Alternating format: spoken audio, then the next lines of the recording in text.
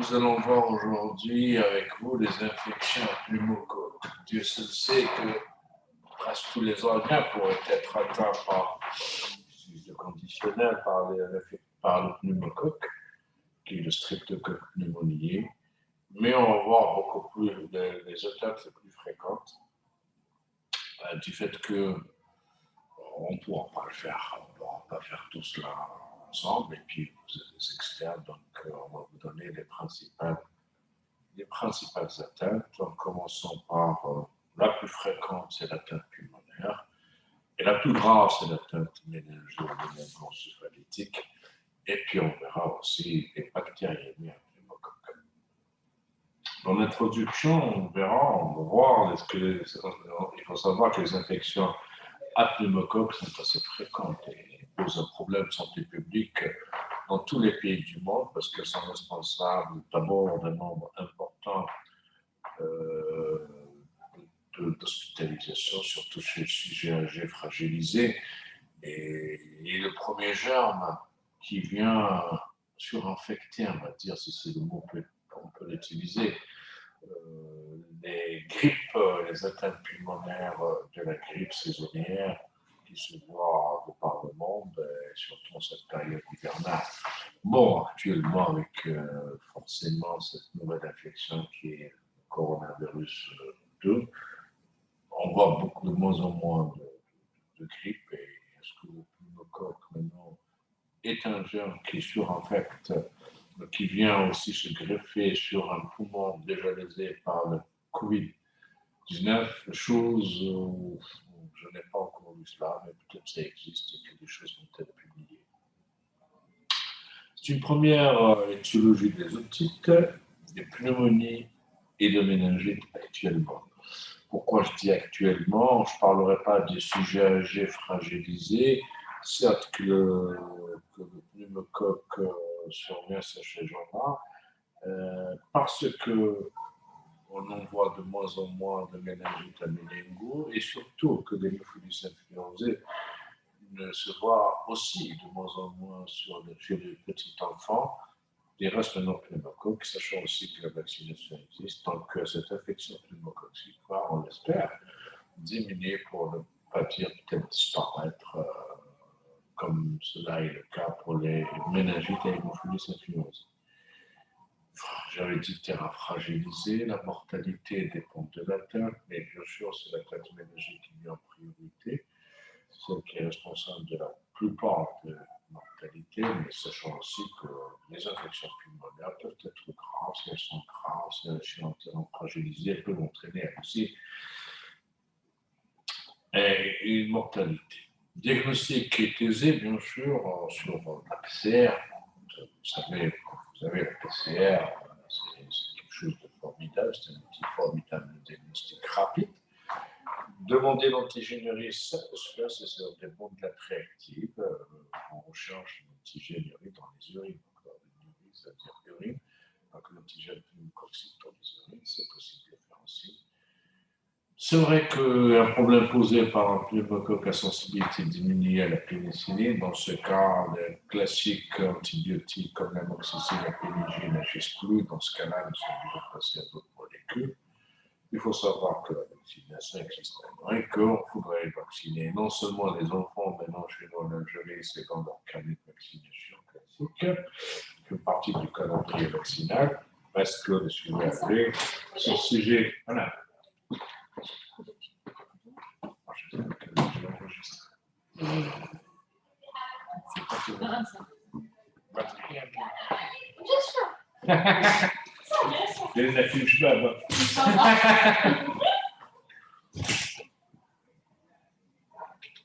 Alors, sur le plan bactériologique, le pneumocoque est appelé aussi, ou est appelé pneumocoque Streptococcus pneumoniae, son véritable nom.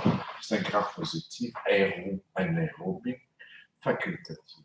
Groupé en diplocoque encapsulé. Ça, le fait de dire encapsulé, c'est-à-dire qu'il a beaucoup plus de résistance. Son pouvoir pathogène, il y est bien sûr à 3 éléments qu'il contient. Sa capsule, je vais vous dire, fondamentale pour sa virulence. C'est elle qui lui permet un peu, c'est comme un bouclier de protection empêche la phagocytose et l'immunopsonisation, donc il rentre dans un macrophage polynucléaire, il n'arrive pas à le phagocyter à cause de cette capsule. La pulmonésine est une toxique intracytoplasmique, elle est cytotoxique, direct vis-à-vis de l'épithélium respiratoire. Oui, ça s'appelle pulmonésine, donc ça lise l'épithélium respiratoire, pulmonaire, du fait que. Et ça, on vous dit que ça entraîne des atteintes pulmonaires assez fréquentes. Pneumococcal surface protéine, c'est une PSPA, diminue l'activité du complément, donc c'est elle diminue l'activité des compléments, c'est-à-dire l'immunité diminue vis-à-vis du pneumocoque. C'est un gène qui est extrêmement invasif et qui est extrêmement pathogène. Et il faut savoir qu'il existe 90 sérotypes dans le monde, et tous potentiellement invasifs chez l'homme. Potentiellement, je le dis bien, ils ne sont pas tous, mais vous savez, 6 sérotypes sont responsables de 90% des infections chez l'homme.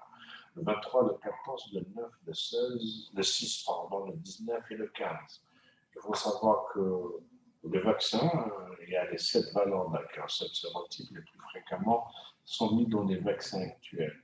Le problème qui risque de se poser, c'est que, effectivement, quand vous êtes protégé par une vaccination vis-à-vis d'un nombre X de sérotypes qui peut aller à 17, 13 valences, que quand je parle du conjugué, et pour le non conjugué, vous avez 23 valences. Mais bon, c'est vrai que le non conjugué donne une unité qui n'est pas assez solide dans le temps. Mais sachant que quand vous êtes protégé comme ça vis-à-vis de certains sérotypes, à un moment donné, d'autres sérotypes vont venir prendre la place des sérotypes classiques pour lesquels vous êtes protégé et ils seront responsables d'infections. Pour ce qui est de résistance, depuis les années 90, on a déclaré des résistances aux antibiotiques, même avant les années 90, mais pour le pneumocoque, c'est dans les années 90. La résistance pénicilline est due à la modification qualitative et quantitative des PLP, c'est la protéine de liaison à la pénicilline, par des mécanismes chromosomiques ou par pression de sélection lorsqu'on met beaucoup d'antibiotiques. C'est-à-dire quoi les PLP? C'est-à-dire ce sont des protéines qui permettent à cette pénicilline d'aller agresser, d'aller détruire beaucoup plus cette capsule et cette barrière au niveau de ce pneumocoque, mais quand elle est modifiée, dans ce cas-là, la pénicilline ne reconnaîtra pas cette PLP, dans ce cas-là, elle ne va pas agir sur ce pneumocoque. Vous voyez un peu les résistances à la pénicilline, c'est 4%, la pénicilline, heureusement qu'elle est mieux. Au glycopeptide, elle est aussi très basse, 0,5, pour ce qui est 30 macrolitres, plus 50% des macrolitres sont résistants. Ils sont résistants à la pénicilline. Le pneumocoque est résistant à plus de 50% de macrolides. Tout cela veut dire que c'est l'utilisation abusive des antibiotiques. Donc, ces germes, la plupart des germes, il n'y a pas que le pneumocoque, deviennent de plus en plus résistants aux antibiotiques. Le portage rhinopharyngé du pneumocoque apparaît au tout début de la vie. À 2 ans, tous les enfants ont eu un contact et 50% d'entre eux sont porteurs du pneumocoque. À l'âge de 2 ans, c'est très tôt dans la vie. La plupart des enfants, 50%, plus de 50%, sont porteurs d'un pneumocoque. Ce portage est maximal à l'âge préscolaire, diminue chez l'adulte. 9 à 10% seulement sont porteurs. Et le portage augmente avec la promiscuité, les infections virales, les voies respiratoires et les saisons. Le nombre de sérotypes montés dans l'année peut atteindre 12 000 colonies à la fois. Je résume un peu cela. Portage, c'est quoi? C'est avoir un pneumocoque au niveau rhinopharyngé, dans le nez, au fond du nez, mais il n'est pas pathogène à ce moment-là. Donc c'est juste un portage. Il est là, il est présent. Si vous faites un prélèvement de ce pharyngé, vous allez le trouver. À l'âge de 2 ans, c'est une maladie qui se voit très souvent à l'âge assez jeune. Au début, à partir de 2 à 5 ans, vous avez énormément d'infections, surtout orales. pneumocoque et même chez les nourrissons. Et chez les nourrissons, beaucoup plus des histoires pulmonaires et méningées.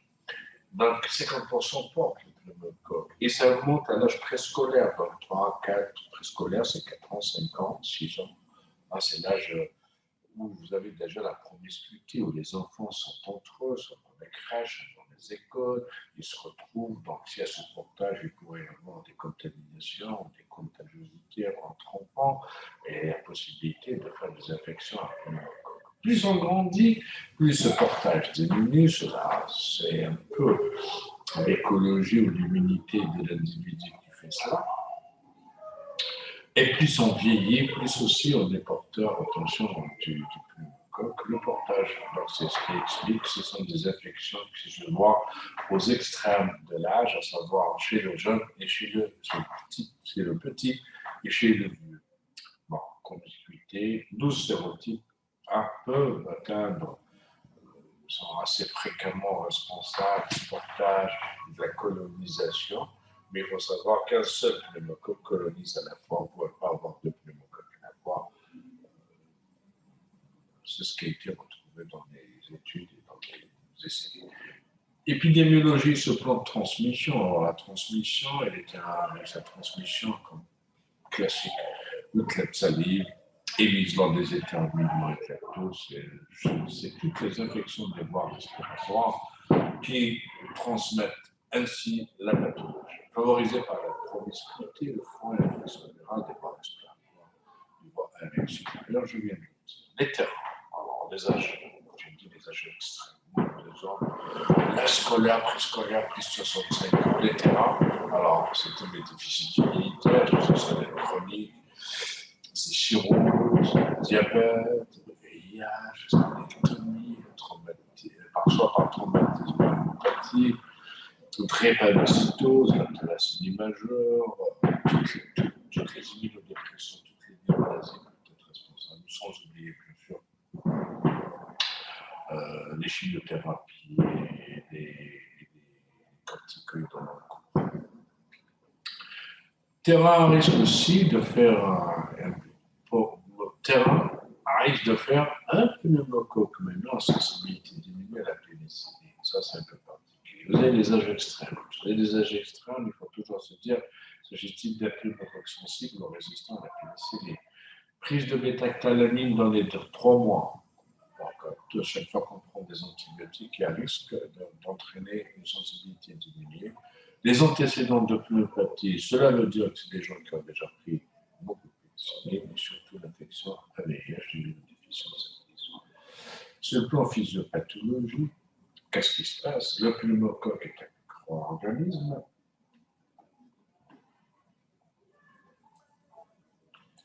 non toxinogène, donc il ne sécrète pas de toxines, invasif, on avait dit que ce côté invasif est dû à trois facteurs qui sont la capsule, l'immunisine, et surtout ces deux, amène à multiplication extracellulaire, il va agir en 2 étapes, l'adhésion et l'invasion. Les différentes adhésions sont situées dans la paroi, forcément. Pour qu'il puisse s'adhérer, il faudrait que ces choses arrivent au niveau de la paroi, donc il va s'accouler, l'adhésion, l'intérêt, c'est s'accouler. Le mécanisme principal d'échappement à la phagocytose est dû à sa capsule et la production d'une capsule. On le sait, il est capsulé.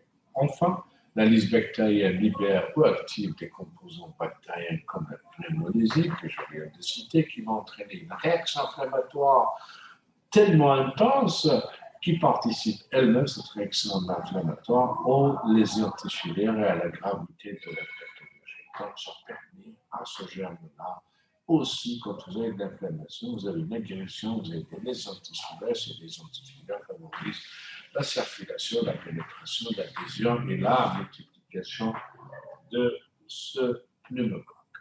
Sur le plan clinique, il faut savoir que j'avais dit qu'il pourrait toucher tous les organes, mais on va se limiter un peu à ceux qui sont nés.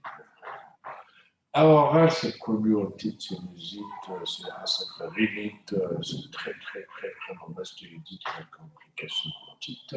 Les pneumopathies ou les pneumonies, les méningites et les méningoencéphalites, les bactériémies, c'est quand même assez rare, mais elles sont graves, les arthrites, les péritonées, vous voyez, on peut trouver du pneumocoque dans l'œil. Donc, il faut savoir que ce pneumocoque est assez fréquent. Nous l'avons, nous le portons, il peut être responsable d'infections. Certaines sont, pas graves, comme les infections orales, les arthrites, mais d'autres assez graves, comme la péritonite, la méningite et les pneumonies. Pour la pneumonie, nous allons voir d'abord les pneumonies responsables de 30 à 50% des pneumonies aiguës communautaires. Nous sommes dans le communautaire, c'est-à-dire que c'est une personne qui va attraper, s'infecter à l'extérieur, chez lui à la maison, dehors, on va faire une infection pneumocoque et un jour va se présenter chez le médecin. Ce n'est pas une pneumonie aiguë hospitalière ou nosocomiale, donc il n'y a pas eu de séjour à l'hôpital. Les plus graves et les plus fréquemment, c'est les pneumopathies communautaires les plus graves et les plus fréquemment hospitalisées. Vous savez qu'énormément de malades sont hospitalisés, surtout à un certain âge, assez âgés ou petits nourrissons, pour des infections pulmonaires, un pneumocoque nécessitant bien sûr un séjour, même s'il n'y a pas l'ordre de 48 à 72 heures à l'hôpital, le temps de commencer une thérapeutique parentérale avant de passer la voie orale et éventuellement faire sortir le malade déstabilisé. Ce type de description, c'est la PFL, la franche-lopée. Il faut savoir que ça passe toujours, comme dans la plupart des infections, par une incubation, une invasion et une phase d'état. L'incubation est silencieuse, on sent absolument rien de 4 jours. Un début très souvent brutal, pour ne pas dire vraiment, il marque le malade. Le malade peut se souvenir de l'horaire, tellement il est assez brutal et assez intense. C'est le fameux frisson solennel qui est intense et prolongé. Le malade va se dire, écoutez, j'étais bien, je suis rentré à la maison le soir, ça se passe très souvent le soir. Après avoir dîné, je me suis dit, j'étais en train de regarder la télé, puis j'ai un frisson extrêmement intense, terrible, qui a fait que j'ai appelé mes parents pour qu'ils me mettent une couverture, des couvertures, pour pouvoir répondre à ce frisson intense. Puis, juste après, c'est normal, le frisson appelle la fièvre, vous avez une fièvre à 40 et même plus. Une toux sèche, le malade ressent une toux qui est réelle, ça fait parfois une polypnée, un malaise général, ils ne se sentent pas bien. Un point de côté parfois, qui signe un peu la tête, et à droite et à gauche, bloque un peu la respiration, montre un peu la tête pulmonaire. Et bien sûr, à la phase d'état, ça c'est vraiment le début, la phase d'état, vous savez, il se voit 24-48 heures après, vous avez cette fameuse fièvre qui persiste, elle est importante à 39-40, au plateau, une toux, qui était d'abord sèche puis devient productive avec le fameux crachat rouillé de l'AINEC, puis parfois aussi elle devient brûlante quelques temps après, quand on dit que ce soir les crachats sont jaunâtres ou verdâtres. La polypnée est un élément important à rechercher et à retrouver. L'herpès labial est aussi accompagnateur, très souvent retrouvé dans les infections pneumococciques. Faciès luteure, rougeur du pommet intérieur. Des fois, on voit la rougeur du pommet, une pâleur de l'os, c'est des signes vasomoteur. On dit que la pommette rouge est le siège de la pneumonie. Les gens ont essayé de faire un peu cette relation pommette, localisation pulmonaire. Mais il faut, reste à vous de voir durant votre activité future si effectivement les pneumopathies sont homolatérales à la rougeur du pommette. On peut retrouver aussi un signe qui peut faire égarer votre diagnostic, qui est le syndrome méningé physique, qui est fait qu'on appelle un méningisme.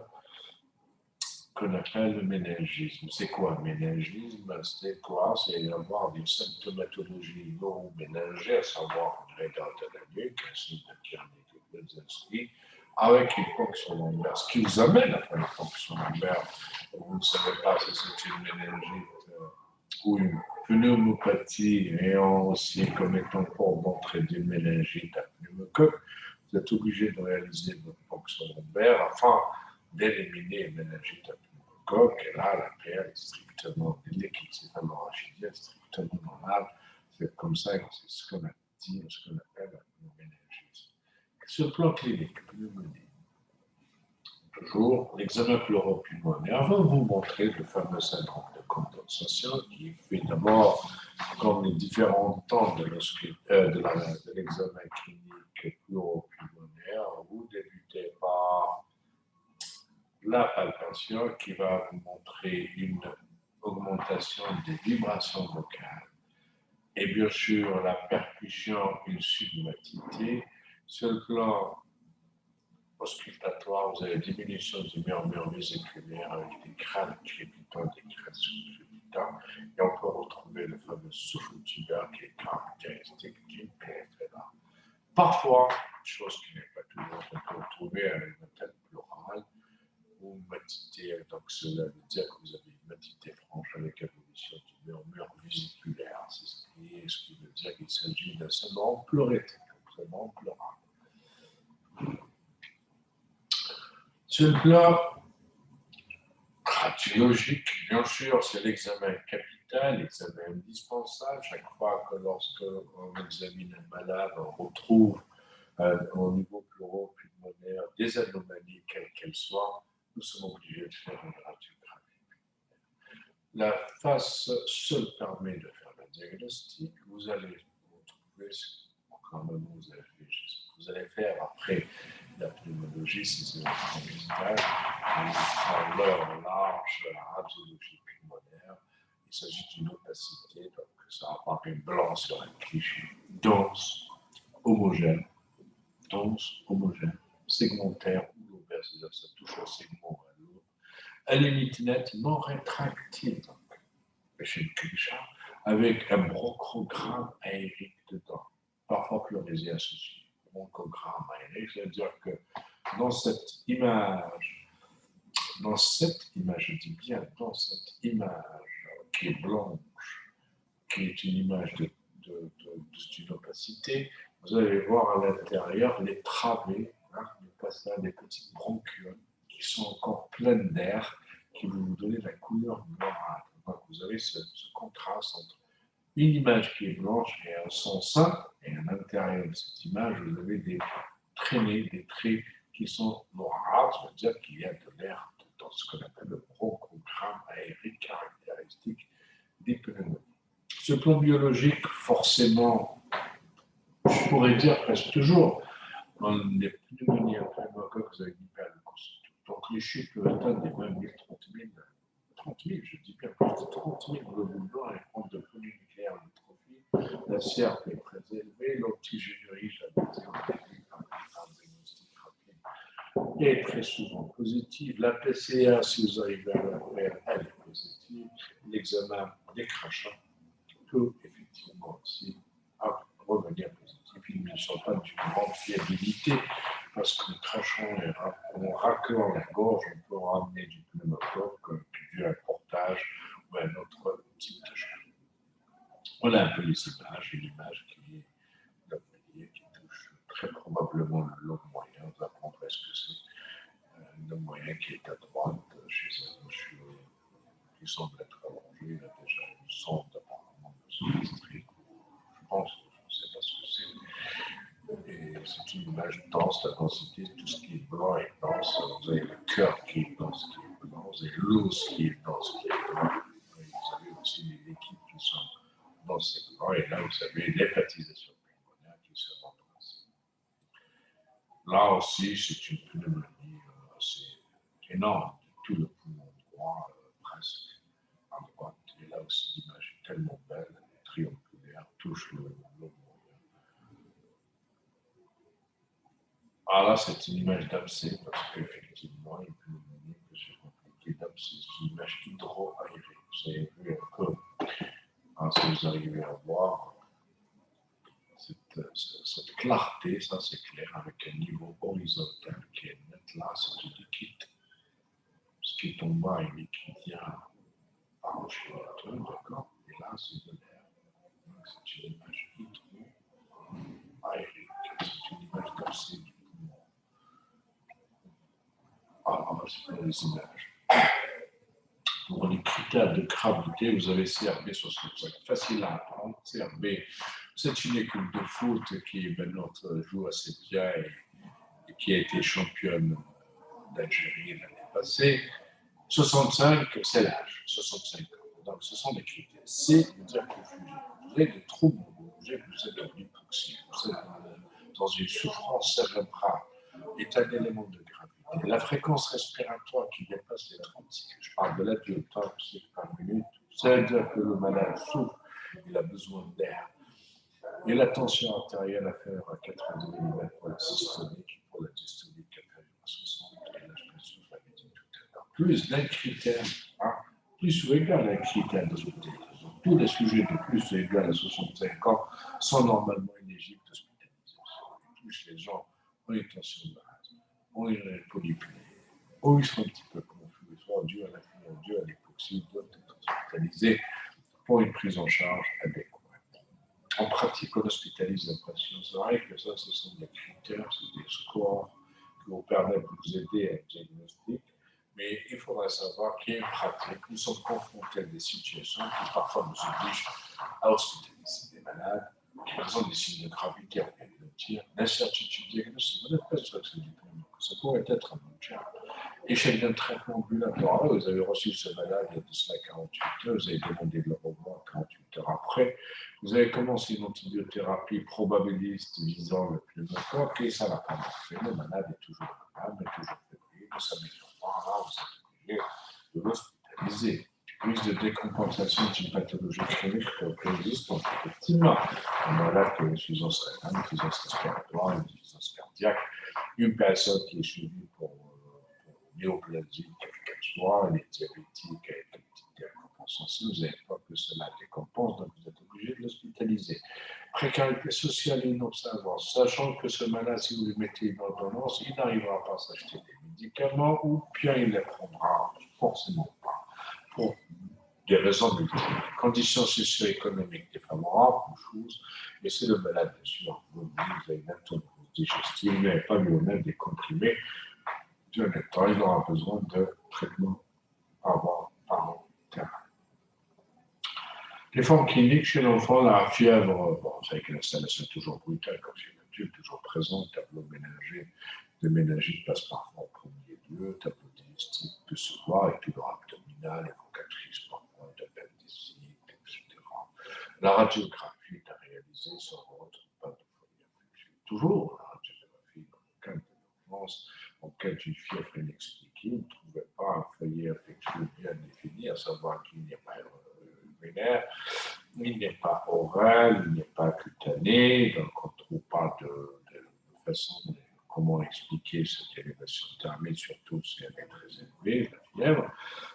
Et que l'auscultation est un peu gênée, c'est que l'enfant est difficile parfois à ausculter, surtout pulmonaire, il pleure, il ne laisse pas faire. Il s'agit de une radiographie pulmonaire et la bienvenue pour écarter et éliminer une infection pulmonaire qui serait facile à faire sur l'examen clinique.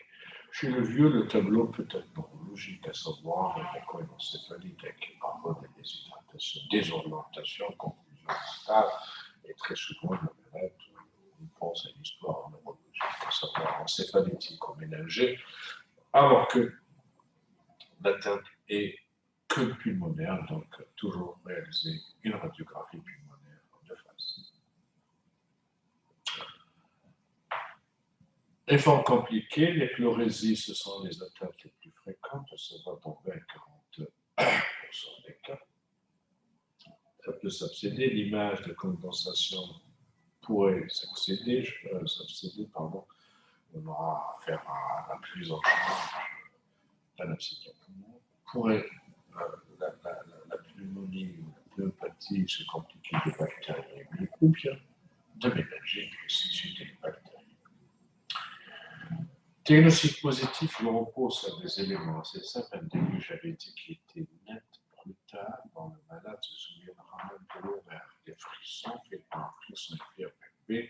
Cette fièvre va persister dans le temps avec des signes respiratoires, tout polypnée, peau de côté, expectoration rouillée, 50 de condensation et la radiographie, bien sûr, c'est actuel de montrer ce qu'on appelle une minimum systématisé avec bronchogramme aérique. Ce plan diagnostic différentiel, ce sont toutes les autres pneumonies aiguës communautaires qui peuvent être dues au staphylocoque, et une calopsie de la pneumonie, une échinophilies influengée, une Legionella, une mycoplasme. Et si vous avez une immunodépression, bien sûr, n'oubliez jamais de penser à la pneumocystose, à l'aspergillose et la mycobactérie, bien sûr, ce sont des cas. Et chez les, bien sûr, les vieux, et l'immunodépression toujours, la grippe, le CRV peut être responsable aussi de l'immunopathie. Chacun de ces germes peut être responsable d'entraîner une immunopathie. Et donc, faire la différence parfois est très difficile, ce qui nécessite, quand on n'a pas un vrai diagnostic, un diagnostic confirmé, d'hospitaliser votre malade, parce que vous voyez, tous ces germes-là sont multiples et nécessitant des thérapeutiques spécifiques. Conduite à tenir, pas de terrain particulier, pas de signe de gravité, l'amoxyl suffit. Vous n'êtes pas obligé d'aller traiter avec quoi. 3 grammes par jour suffit, c'est pendant une bonne semaine. Il suffit de traiter une véritable pneumonie, 50 mg chez l'enfant par kilo chez l'enfant. Si vous avez bien sûr une allergie, comme la plupart, beaucoup de macrolides sont devenus résistants.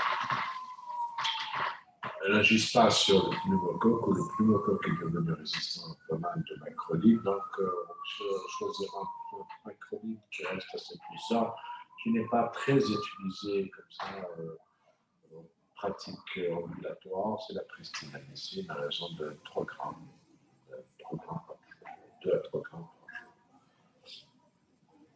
Bien sûr, avec un contrôle 24 à 48 heures, chaque fois qu'on prescrit une thérapeutique, quelle que soit la période. Quelconque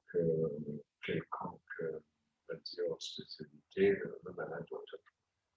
Signe de gravité ou suspicion de pneumocoque à sensibilité diminuée, donc le signe de gravité lesquels commencer à 265, l'hospitalisation obligatoire, là, on change complètement, vous voyez, on met de côté la toxicité, parce que c'est grave, et parce que si nous n'avons pas la certitude diagnostique, il s'agit d'être pneumocoque, nous pensons que ce pneumocoque est à sensibilité diminuée à la pénicilline. Dans ce cas-là, la toxicité risque de ne pas agir. On passe en céphalospray de 3e génération, soit placebotaxine, et de préférence la céphalospray ou bien la lévofloxacine aussi, qui agit non seulement sur le pneumocoque, mais sur beaucoup d'autres germes, que ce soit des bacilles négatifs ou des germes aussi intracellulaires, en multiplication intracellulaire, comme ce que nous avons vu tout à l'heure, la mycoplasme. Qu'on est à tenir toujours, l'évolution, la période très souvent est obtenue très vite, en 24 à 48 heures, les malades se sont mieux, le malaise à l'entrée dans l'autre, s'améliore, s'égalise, discute. Et l'image radiologique peut persister assez longtemps. Ce n'est pas l'image radiologique qui nous assure de la guérison, mais c'est beaucoup plus la clinique, mais rien que la clinique. On passe à notre organe, qui est la méningite. Qui sont les méningites, après avoir fait sur la qui peut se compliquer et qui peut entraîner une méningite. Une pneumonie assez fréquente, surtout dans cette période hivernale, peut faire suite à une infection virale, pulmonaire des voies aériennes supérieures, et son diagnostic pour les gens entraînés qui ont l'habitude de voir ce type de malade. Diagnostic est assez aisé, c'est une autre catégorie d'infection. Certes, l'urgence diagnostique et thérapeutique deviennent sont primordiales, il faut savoir. Méningite à pneumocoque peut tuer rapidement en quelques secondes. C'est la localisation du système des streptocoques pneumoniae dans l'espace sous-arachnidien entraîne une forme grave de méningite qui vient des impositions après les MCS, méningite cérébrospinale, c'est-à-dire avec première position selon le chiffre, selon les saisons, selon les âges. C'est vrai que chez le grand enfant et l'adulte, c'est le LCS, c'est le méningocoque qui est en premier. Chez les tout petits et les sujets plus vieux, c'est le pneumocoque. Grave, ouais, forcément mortel, sans traitement. Si on ne traite pas une méningite de pneumocoque, ou tout court une méningite bactérienne, il n'y a pas de guérison spontanée. On ne guérit pas seul d'une méningite. Et même traiter la mortalité peut atteindre 20%. Vous voyez un peu, 3 malades sur 10 peuvent mourir de méningite, même si elle est bien prise en charge. Laisse des séquelles graves, surtout la surdité, c'est l'atteinte la plus fréquente, la plus souvent retrouvée, la commercialité aussi, souvent. Le retard scolaire aussi peut se voir. Première cause de méningite récidivante, effectivement, les méningites récidivantes sont très souvent dues à des brèches, une déficience méningitale. Le pneumocoque est le premier germe responsable de récidive. Cela est bien sûr cette fameuse capsule qui nous permet de résister. Fréquence de l'âge extrême, nous l'avons vu, mais ce pas mais seulement que c'est fréquent aux âges extrêmes. Mais porte d'entrée et les terrains.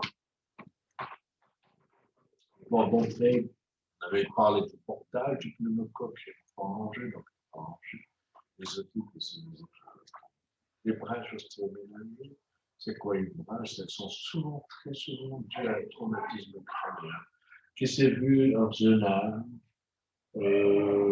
chute de senteur, chute d'un meuble, chute d'un étage, des escaliers.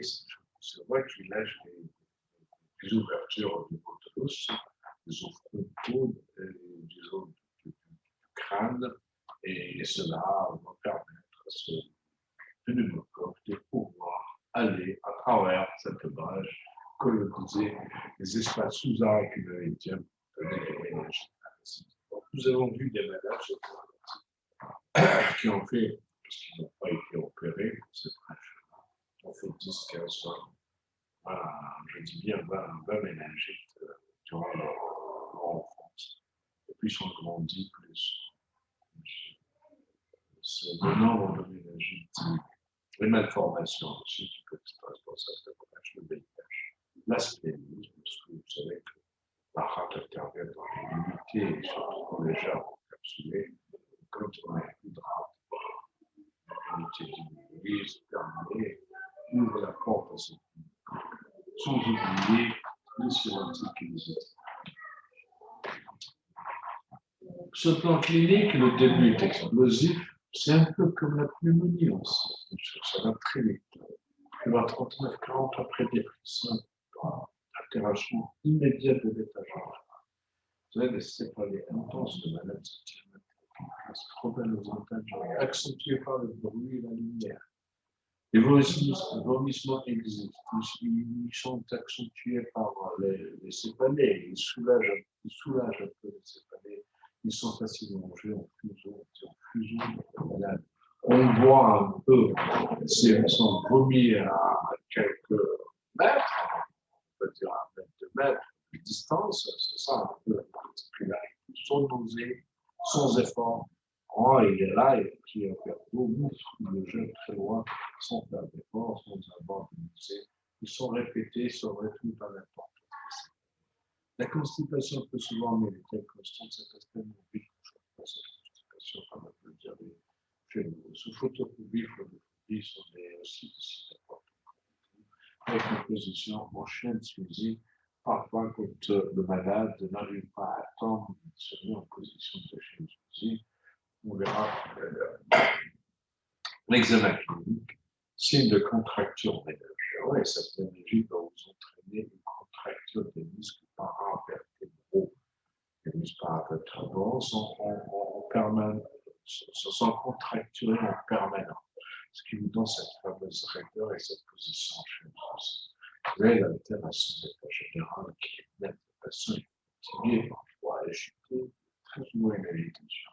Mais c'est dans l'infection importante, c'est dans méningite physique que vous connaissez, que vous devez connaître, qui est fait dans le radar de la nuit, c'est-à-dire que la flexion de la nuque devient limitée, elle est douloureuse. C'est un signe qui est constant et précoce. Alors, les mouvements latéraux sont conservés, donc ce n'est pas un torticolis.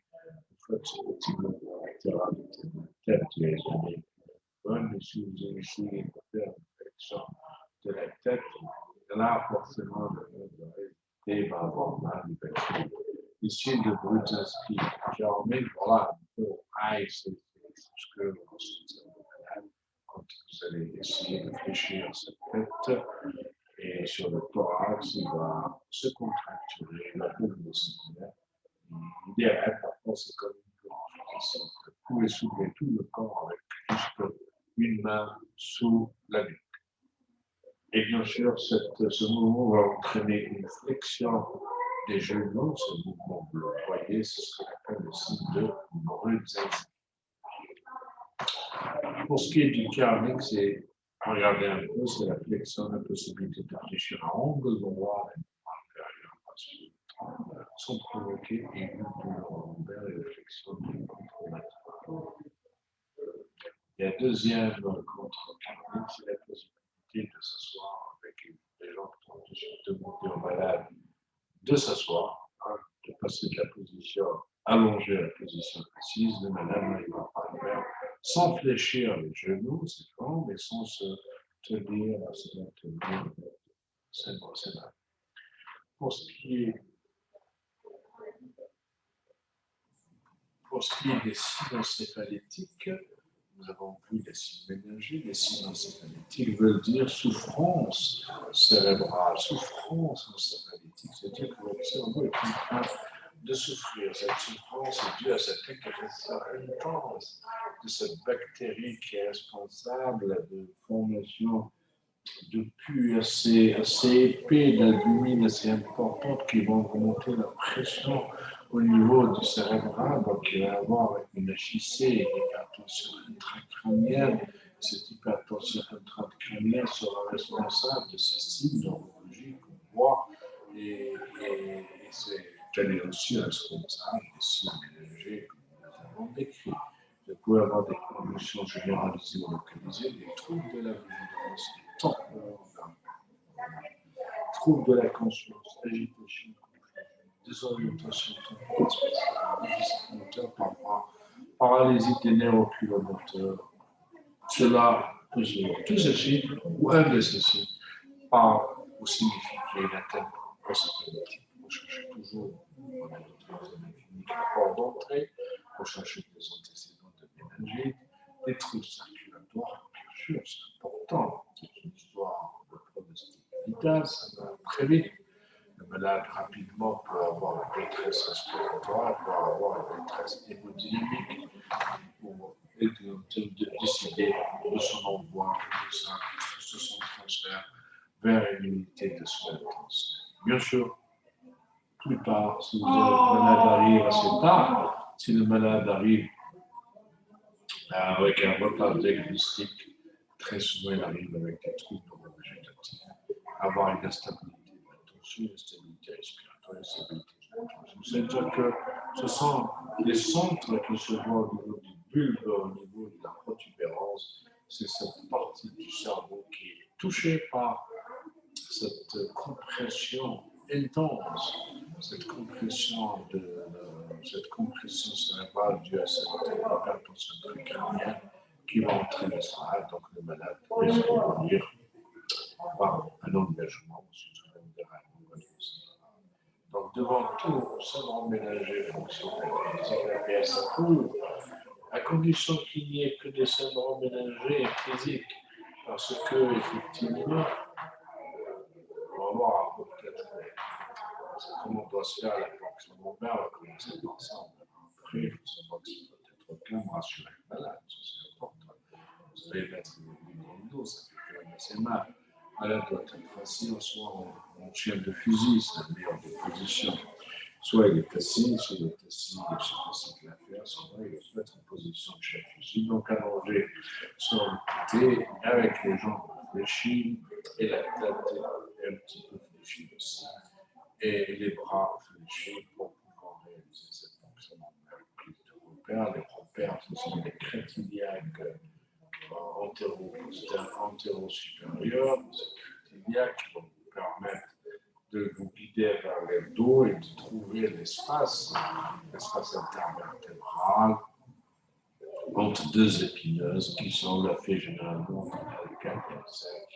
Il y a le 3 et le 4. C'est ce niveau-là que la position réalisée. C'est là où vous avez ce qu'on appelle le cône terminal de la moelle épinière s'arrête et que, effectivement, cette partie, c'est un réservoir de liquide céphalorachidien qui vous permet de retirer le liquide céphalorachidien pour des études infectieuses, pour des études de biologie, etc. L'aiguille doit être adaptée, forcément, c'est une aiguille de cuisse avec un membrane. On utilise toujours des aiguilles à membrane, bien stérilisées en moi. Et bien sûr, il faudrait, après avoir prélevé ce liquide spinal, céphalorachidien, au laboratoire pour une analyse. Voilà, on fait l'aiguille au scanner. C'est quand même assez simple pour les gens entraînés, assez difficile pour les gens qui ne sont pas. Vous voyez où est-ce qu'il est, le cône auriculaire, le vertèbre, le 4 à 5, entre 1 et 4 à 5, la partie la plus fréquemment utilisée pour les fonctions.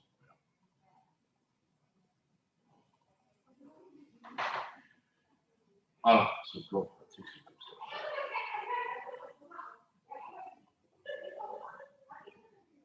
Alors, il nous a même demandé, lorsque vous avez réalisé votre fonction lombaire sur le liquide céphalorachidien, la cytologie du jeu, on va voir le nombre de cellules, le type de cellules, c'est important. Et en même temps, on verra cette bactériologie, l'examen direct, ça se fait en même temps. Vous allez décompter le nombre de cellules, le type de cellules, mais aussi des codes nucléaires, si c'est des codes nucléaires sont-ils altérés au sein.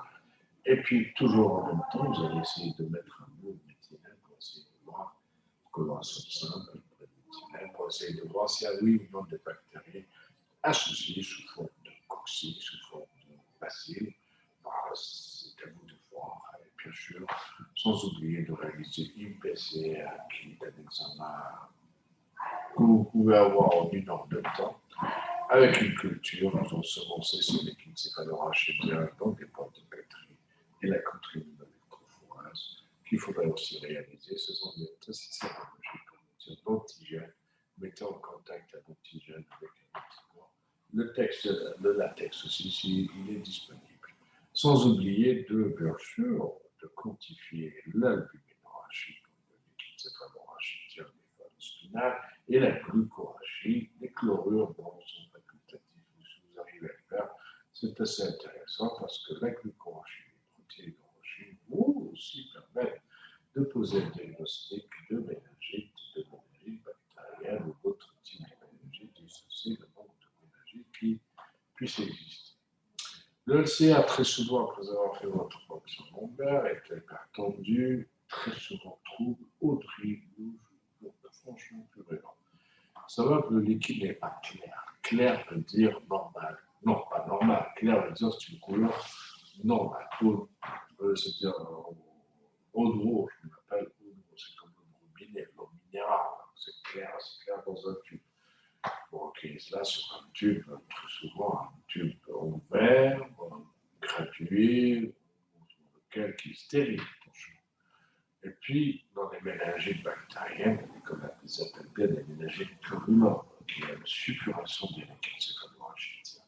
Et qui l'albuminorachie, dans plus de 80% des cas, est supérieure à 1 gramme par litre. Une glucorachie très inférieure à la glycémie, parce que dans la normalité, la glucorachie est inférieure à 40% elle est égale par rapport à 40% de la glycémie capillaire et là, très très basse. Sans oublier de quantifier le nombre de cellules, et ces cellules sont incomptables. On ne pouvait pas les compter, on va comprendre. Il existe plus de 1000 éléments, et ces éléments-là, en lunettes Q, sont faits de fouilles nucléaires très souvent altérées. L'examen direct pour les sujets qui ont entraîné pour retrouver un cocci positif en flamme de bougie, c'est sa forme. les antigels solubles, c'est la comprimée électrophorase, ou le latex et la PCR peuvent être aussi positifs. La culture indispensable vous permet non seulement de mettre en évidence les gens avec ces sens, mais surtout aussi de faire un antibiogramme et de quantifier la CMI de la pénicilline pour le mettre d'un côté, du côté de d'un pneumocoque à sensibilité diminuée ou de méningite sensible à la pénicilline. Les autres examens à réaliser, la formule avait dit qu'elle était toujours plus établie, c'est comme dans le poumon, hein. Très très importante hyperleucocytose. Les hémocultures sont aussi à réaliser, PCR est toujours positif, sans oublier le bilan de la crasse sur les autres bilans biochimiques et les bilans aussi de CIVD, puisqu'elle peut se prendre. Voilà un peu les coxygrammes positifs. En flamme de bougie, ce sont des diplocoques, les contre-indications de la fonction mentale. On avait dit tout à l'heure, et je l'avais mis en rouge, que tout signe ménager fonctionnel et physique doit vous imposer à réaliser une fonction lombaire à la recherche pour éliminer ou confirmer une méningite. Mais on avait dit que la méningite à pneumocoque est beaucoup plus une méningoencéphalite. Vous avez des signes encéphalétiques associés. Et bien sûr, cela vous empêche très souvent de faire une urgence et fonction lombaire. Donc il y a des contre-indications cliniques, hein, à la pratique de la ponction lombaire. Si vous avez des signes neurologiques comme vous voyez, des convulsions, hein, des convulsions importantes, l'état de mal convulsif, vous êtes obligé de réaliser un petit DM avant de faire la ponction lombaire. Vous avez des signes d'hypertension intracrânienne, c'est la chose. Vous avez trouble de la coagulation, vous avez TP supérieur à 30 pour les gens qui sont sous 730, etc. Vous risquez de faire saigner votre malade, donc vous ne faites pas votre ponction lombaire. Au cas de spondylodicite infectionnelle, vous avez de l'os, des vertèbres qui sont infectées, vous n'avez pas envoyé un jet qui est au niveau de l'os ménagé dans l'équipe céphalorachidien, donc vous allez entraîner une infection du système nerveux central, alors que l'infection était seulement au niveau rachidien, une infection au niveau du point d'injection, forcément, imaginons que vous avez une spina bifida,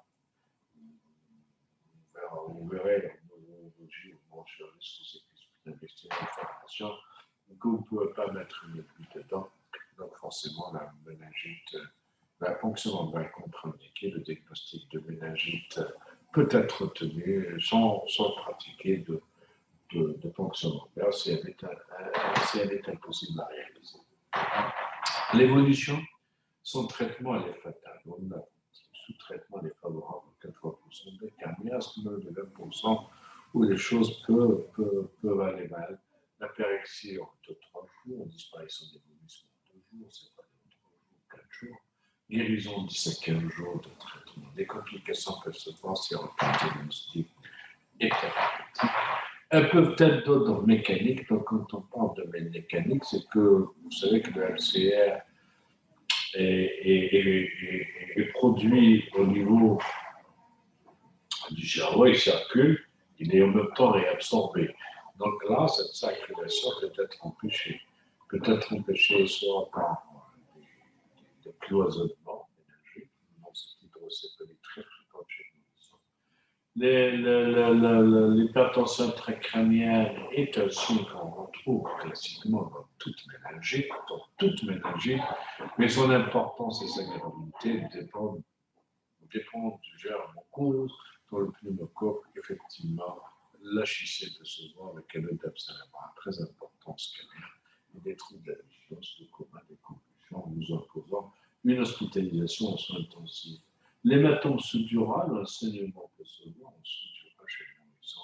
Si vous avez une reprise, se voit généralement quelques jours ou une semaine après la mise en route du traitement et l'évolution. Vous avez une reprise fébrile, le malade va avoir sa fontana, qu'il s'agit d'un nourrisson, sa fontana qui va se rebomber.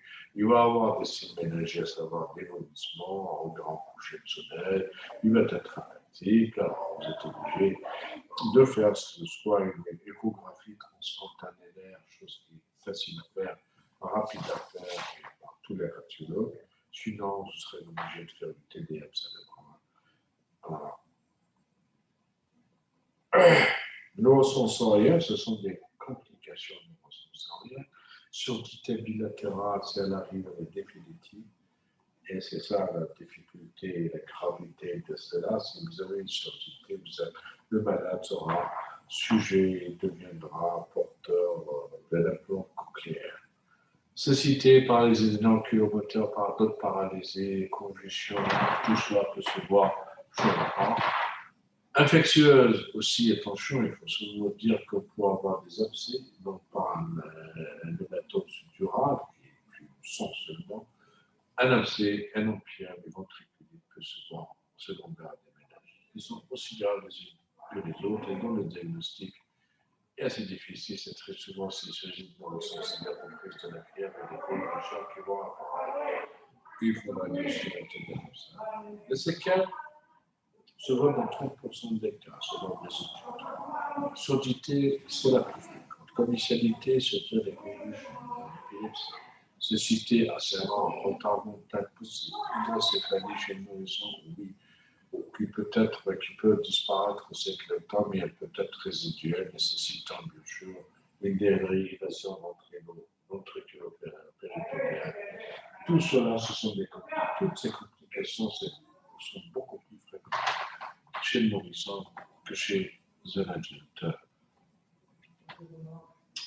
Les formes cliniques selon l'âge, il faut savoir que le nourrisson est le plus sujet à faire les méningites. Elles sont atypiques chez lui. Bon, l'atypie, on ne va pas retrouver la fameuse position de Chatrizien, on ne va pas retrouver la belle raideur de la nuque ou le signe de Brzezinski de Kearney, comme nous retrouvons chez le grand enfant et chez l'adulte. Là, ce sont d'autres signes. C'est une fièvre inexpliquée parfois, des vomissements, le refus de téter, une fontanelle bombante, des convulsions, une gastroentérite, des cris incessants. Le malade est parfois apathique ou bien très agité. Tous ces petits signes associés à de la fièvre doivent faire évoquer une méningite. Une hypotonie généralisée des somnolences, etc. peut vous obliger à faire une IPL de manière systématique. Chez le vieux, comme chez dans la pneumonie, ce sont des troubles psychiatriques, une agitation, etc. Il faut savoir que chez le vieux, il faut toujours éliminer un hématome, soit dural, extradural même, il peut se cogner la tête à mieux sortir son corps. L'hémorragie ménagée, des troubles ioniques ou biochimiques qu'il faudra réaliser. Donc, chez le vieux, un scanner est presque toujours nécessaire. Les fentes décapitées, c'est quoi les fentes décapitées? C'est que les gens prescrivent, le médecin prescrit un antibiotique, ou parfois c'est une automédication par un antibiotique au tout début de la méningite, et là, cet antibiotique est en quantité, en dose insuffisante, mais qui peut agir et qui agit sur son pneumocoque, ou très souvent c'est l'amoxicilline, et donc arrivons au niveau parce que la voie orale est possible, diffuse, permet la diffusion de cet antibiotique vers les méninges, va décapiter, va tuer un peu de germes, un peu de pneumocoque, mais ne va pas les tuer complètement, donc on va s'attendre à une guérison, mais ce qui se dit décapité, le malade va présenter des signes de méningite classiques, à savoir la raideur, etc. Et tout est franc, mais quand vous allez réaliser votre fonctionnement, le liquide céphalo-spinal, cérébro-spinal, il n'est pas purulent, franchement aubry, comme nous l'avons dit tout à l'heure, mais comme il y a eu cette décapitation d'un certain nombre de pneumocoques, le nombre de cellules va diminuer, le nombre de gènes va diminuer, la suppuration va diminuer ou ne pas exister. Dans ce cas-là, l'équipe peut être claire, mais il faut savoir qu'il existe maintenant la présence de poules nucléaires altérées et une albuminurie qui est très élevée et une glucorachie qui est assez basse. Et le diagnostic de certitude, soit vous faites la PCR qui vous permet de retrouver des jeunes de pneumocoque, ou bien la contribuoélectrophorése qui permet aussi de retrouver des antigènes solubles du ECR, dont le ECR du liquide cérébrospinal. Je dis toujours, c'est le bon niveau, c'est de dire liquide céphalorachidien, mais on va se mettre une page à parler de liquide cérébrospinal. Les récidives, c'est le plus gros problème sur le plan pronostic à long terme posé par les méningites à pneumocoque, surtout si vous avez une âge, surtout qu'il y a une information. Dans ce cas-là, vous êtes obligé de rechercher cette page par des scanners millimétrés, bien faits, surtout si l'impact de la région de la partie de l'impact de la chute, vous le savez, vous le connaissez, que les parents se rappellent. Et dans ce cas-là, bien sûr, vous allez faire transitis utopique du LCR pour rechercher un peu cet ouvrage qui sera nettement visualisé par ce transitis utopique du LCR. Et bien sûr, présenter les malades au bon chirurgien s'ils peuvent apporter le rapport pour mettre fin à ces récidives des méningites. Bien sûr, il n'y a pas que cela à faire.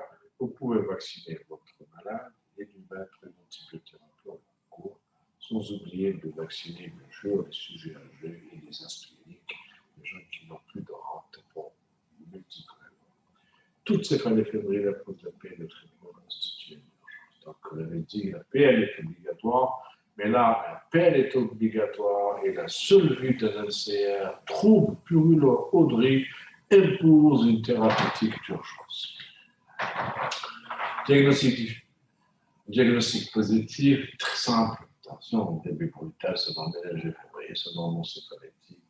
Une porte d'entrée, une brèche interne, confirmée, bien sûr, par là, le liquide céphaleux et cérébro-spinal. Pour le traitement et la prise en charge, l'hospitalisation est obligatoire. Il ne faut pas l'oublier. La mise en condition d'oxygénothérapie, s'il y a des signes de gravité, appelez et prenez contact avec le médecin réanimateur qui n'est pas loin de chez vous en espérant que vous ayez un hôpital multidisciplinaire. Sinon, prendre contact avec les SAMU pour le transfert du malade, éventuellement laisser des choses se gagnent. Parce que vous ne savez pas. Vous allez mettre votre traitement, mais vous ne vous assurerez pas du tout de l'évolution. En 1 heure, 2 heures de temps, le malade peut basculer d'une simple méningite à pneumocoque à une méningoencéphalite comateuse sans pouvoir voir les petits signes d'appel. Donc, avoir confirmé une place, prenez une place chez votre réanimateur de l'entourage. Céfotaxime 300 mg, 2 à 16 grammes chez l'adulte, 4 fois par jour. La durée du traitement, c'est 10 jours minimum. S'il y avait des signes de gravité suspectés, on avait dit que les signes de gravité étaient presque associés à un streptocoque pneumoniae à sensibilité diminuée à la pénicilline. Donc là, le céfotaxime seul ne semble pas suffire, donc il faudrait rajouter de la vancomycine à l'agent de 60 mg. Ou bien céfotaxime plus vancomycine, si vous n'avez pas de céfotaxime. Parce qu'il faut savoir que la deuxième association céfotaxime et vancomycine est beaucoup plus meilleure que l'association céfotaxime vancomycine. Bien sûr, j'avais dit, sans oublier l'oxygénothérapie, je l'avais dit. L'indexaméthasone qui est obligatoire à la journée 0,6 mg par kilo et par jour en IVD pendant 4 jours ou 2 à 4 jours, je préférerais 2 à 4 jours. On peut l'arrêter au bout de 2 jours. Alors, elle éviterait en conditionnel un nombre de complications, d'abord l'œdème cérébral et surtout le nombre de complications et de séquelles sensorielles, surtout la surdité. Elle est de 2 mg chez l'adulte, 2 mg 4 fois par jour chez l'adulte. Réhydratation, bien sûr, souvent importante parce que vous avez une hyponatrémie par trouble de la régulation, de la sécrétion de l'hormone antidiurétique, l'hormone anti-ADP. Les anticonvulsivants, phenobarbital, clonazepam, si le malade a convulsé, il était mal convulsif. Forme comateuse, c'est la réintubation, réanimation, pas de traitement prophylactique. Courage, ce n'est pas le cas du méningocoque, vous allez voir, il faut traiter de manière bactérienne. Vous avez dit que vous aviez 3 chapitres en moins. La bactériémie, c'est une forme aussi grave que la méningite. C'est le passage du pneumocoque dans le sang. Donc ça vous donne un sepsis rare. À partir de n'importe quel foyer, surtout pulmonaire. On avait dit que la fameuse toxine qui va elle aussi entraîner une inflammation importante, qui va léser les poumons, les organes, le pneumocoque peut s'échapper à travers ces lésions et aller dans le sang, donc entraîner des bactéries. Il représente 5 à 12% des bactéries communautaires. C'est pas assez fréquent, c'est une portion, c'est pas beaucoup, c'est pas facile de faire le diagnostic au tout début. La mortalité est élevée, 3 sur 10 pour mourir. Ça vient très souvent sur un niveau immunodéprimé. Les localisations secondaires sont souvent cirrhose, pleurésie, méningite, péritonite. Le choc septique peut se voir dans 20% des cas, purpura fulminans aussi parce qu'il VD dans 20% des cas. Le tableau est celui de toutes les bactéries, mais quelqu'un a son état général, frisson, dysfonction d'au moins un organe. Le diagnostic repose sur les hémocultures, le traitement fait appel à la cécélie, ou bien au céphotaxime si nous pensons que nous sommes d'abord un pneumocoque à sensibilité diminuée. Sur le plan thérapeutique prophylaxique, Pulmo 23, c'est un sérotype polysaccharidique, qui malheureusement, à long terme, ne permet pas de garder une immunité solide vis-à-vis du pneumocoque. Le Prevnar 7, c'est le premier qui a été fabriqué. Nous sommes au Prevnar 13 conjugué. Il est conjugué, donc s'il est conjugué, il permet d'avoir une meilleure réponse immunitaire, qu'elle soit sanguine ou même locale. Il permet de diminuer le portage du pneumocoque. Des études ont montré cela. Allez, il est introduit dans le calendrier vaccinal. Mais pour pouvoir vacciner quelqu'un, alors qui vacciner? Prophylaxie. Nourrisson à partir de 2 mois, 4 mois, 11 mois, s'inclut dans un panier. Sujet immunodéprimé, sujet âgé, et je pense qu'il faudrait le coupler avec le vaccin de la grippe. C'est la même période, c'est la même saison, vous avez beaucoup plus de grippe et de pneumocoque. Donc, comment vacciner? C'est important de le savoir. D'abord, une injection de Prevnar suivie d'une injection 8 semaines après, c'est-à-dire 2 mois après d'un pneumo 23. Nous avons besoin d'un pneumo 23 et d'un Prevnar pour booster notre immunité et se prémunir de ce pneumocoque, sachant qu'il y a eu un gros souci après que les fabricants ont pu avoir du Prevnar 13, donc un nouveau vaccin qui a fait son exploit. Le Pneumo 23 est en manque dans la commercialisation. Les fabricants ne fabriquent presque plus de Pneumo 23. Maintenant, il faudrait qu'ils soient sollicités pour que ce marché reprenne et que le Pneumo 23 et le Prevnar 13 soient couplés pour vacciner correctement un sujet adulte. Prophylaxie, patient immunodéprimé, vous avez toute une liste. Je ne vais pas la lire. Asplénique, déficit immunitaire, héréditaire, la laisse chez vous. Patient non immunodéprimé portant des maladies sous qui vacciner, bien sûr, c'est les personnes vaccinées de préférence. Personnes immunodéprimées portant des maladies sous-jacentes prédisponibles survenant une infection cardiopathique congénitale, insuffisance cardiaque, insuffisance respiratoire chronique, totale de glucose sévère, insuffisance rénale, hépatopathie chronique, diabète en équilibré, et les patients présentant une bronchostite méningée, candidats des implants, et même ou candidats des implants cochléaires, tous ils doivent être normalement vaccinés contre le pneumocoque. Conclusion, infection grave, mortelle, pouvant laisser des séquelles lourdes, surtout des méningites.